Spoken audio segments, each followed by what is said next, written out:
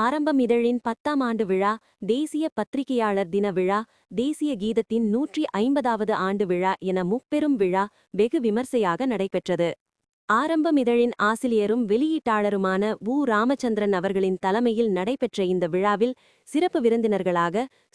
பால் Kanagaraj, TTD முன்னாள் தலைவர், சென்னை உயர்நீதிமன்ற வழக்கறிஞர்கள் சங்கம்,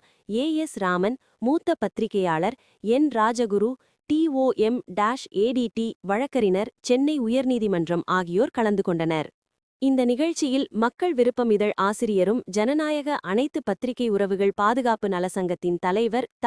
தருமராஜா, DI-SI, நாற்காலி செய்தி இதழ் ஆசிரியர் கார்த்திகேயன், நீதியின் பாதை இதழ் ஆசிரியர் டாக்டர் ரஞ்சன், வெற்றி சரித்திரம் இதழ் ஆசிரியரும் ஜனநாயக அனைத்து பத்திரிகை உறவுகள் பாதுகாப்பு நலசங்கத்தின் பொதுச் செயலாளருமான பாஸ்கர், மக்கள் துணைவன் இதழ் ஆசிரியரும் ஜனநாயக அனைத்து பத்திரிகை உறவுகள் பாதுகாப்பு நலசங்கத்தின் துணைத் தலைவருமான டாக்டர்